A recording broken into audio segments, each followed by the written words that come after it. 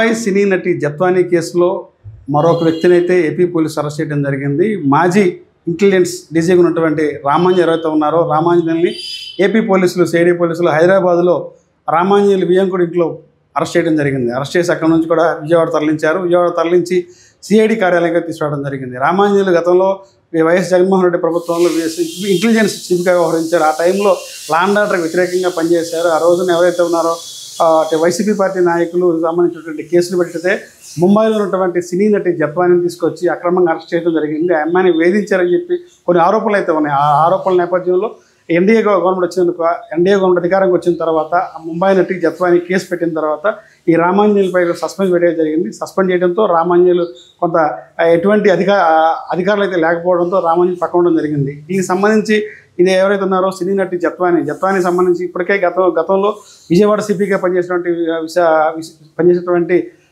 సిపిని arrest చేయడం సిపిని మీద case నమోదు చేశారు. ఏసీపీకి ఉన్నటువంటి విశాల గునిపై కూడా కేసులు నమోదు చేశారు. వారిద్దరిని కూడా సస్పెండ్ చేశారు. మూడో వ్యక్తి ఎవరైతే ఉన్నారో ఇంటెలిజెన్స్ డీజీగా ఉన్నటువంటి రామాంజన్ కూడా ముగ్గురిని సస్పెండ్ చేయడం జరిగింది. దానికి సంబంధించి A1 ఉన్నటువంటి ఎవరైతే ఉన్నారో సిపిగా ఉన్నటువంటి రతన్ టాటా ఇప్పటికే హైకోర్టులో ముందస్తు బెయిల్ తీసుకోవడం జరిగింది. A2 ఉన్నటువంటి విశాల గుని కూడా హైకోర్టులో ముందస్తు బెయిల్ తీసుకున్నారు. అది ఆ కేసుకు సంబంధించి ఎవరైతే ఉన్నారో పోలీస్ డిపార్ట్మెంట్లో మూడో వ్యక్తి రామాంజన్కు మాత్రం పోలీసు ఎటువంటి న్యాయస్థానం ఆశ్రయించలేదు, ముందస్తు బెయిల్ తీసుకోలేదు. తీసుకుపోవడం వల్ల ఈ రోజున ఈ కేసుకు సంబంధించి పెండింగ్ ఉన్నటువంటి వ్యక్తి రామాంజన్ని ఎట్టకేలకు ఏపీ సిఐడి అధికారులు హైదరాబాద్లో కేసు నమోదు చేశారు. విజయవాడ తీసుకురావడం జరిగింది. సిఐడి కార్యాలయం తీసుకొచ్చి విచారణ చేపట్టారు. రాత్రి ఈ రామాంజన్ని సిఐడికి ఆ కోర్టుకు అయితే జడ్జి ముందు అయితే ప్రవేశపెట్టడం జరిగింది. 14 రోజులు రిమాండ్ అయితే వేయడం జరిగింది. రామాంజన్ని పోలీసు విచారణకు ఆదేశించాలని చెప్పి కూడా ఈ రోజున కోర్టులో పిటిషన్ వేయడానికి సిఐడి అధికారులు అయితే రంగమైతే సిద్ధం చేశారు. ఎవరైతే ఉన్నారో లా అండ్ ఆర్డర్ని చేతిలో తీసుకొని ప్రజలను ఇబ్బంది పెడతామంటే కనుక ఇదే ఒక ఉదాహరణ అని చెప్పి ఇదే ఒక ఉదాహరణగా చెప్పుకోవచ్చు.